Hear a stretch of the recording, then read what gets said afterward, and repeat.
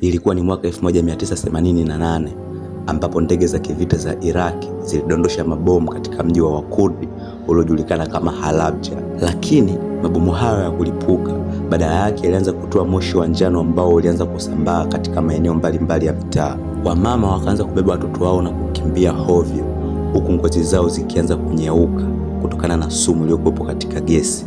Macho yakageuka kuwa mekundu na watu wakaanza kupoteza maisha. Ni ndani ya lisali moja tu tayari watu 5,000 walikuwa wamesharudi kwa Baba Muumba. Yes, hii ilikuwa ni kazi ya Saddam Hussein.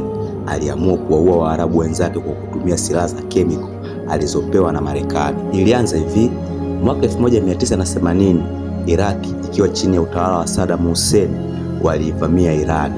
Kifupi, vita vinahitaji silaha za kutosha, na wakati huo Marekani ndo alikuwa nazo. Ukumbuke mwaka mmoja nyuma, yani mwaka 1979, Iran ilikuwa imetoka katika mapinduzi ya kumwondoa Shah. Huku katika harakati za mapinduzi hayo kulikuwa kuna kikosi cha wanafunzi ambao walikuwa wakimsapoti Ayatollah.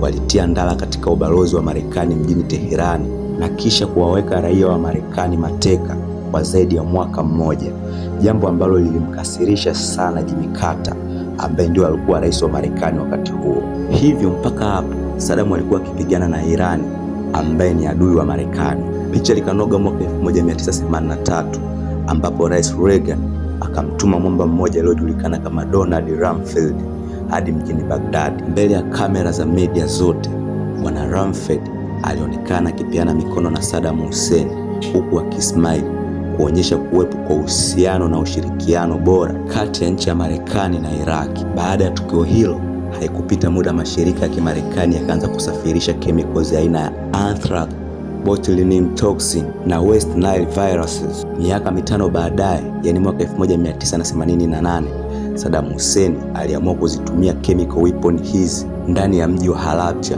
huku Marekani na dunia nzima wakibaki kimya. Ebana, Saddam akanogewa sababu tayari alikuwa na silaha alizopewa na Marekani.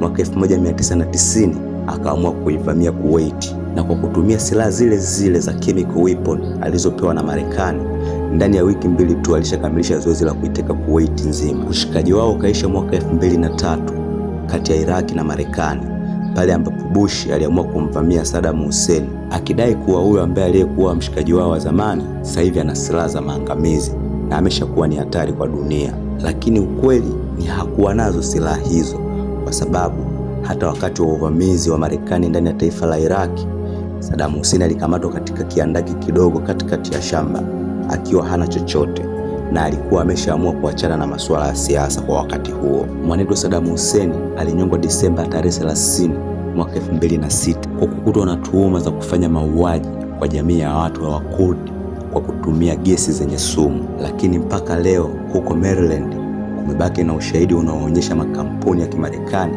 yalipokuwa yakisafirisha chemicals kwenda taifa la Iraki. Waswahili wanasema kufa kufahana. Yule mwenetu Donald Rumsfeld ambaye alionekana akishikana mikono na Saddam Hussein kwenye media za kimataifa wakati wa uvamizi wa Iraki, alipandishwa cheo na kuwa defense secretary, ama ni kama waziri wa ulinzi hivi wa taifa la Marekani kwa wakati huo. Sauti nyuma ya mic ni ya Kapitano Mtanzania. Asanteni kwa kunisikiliza.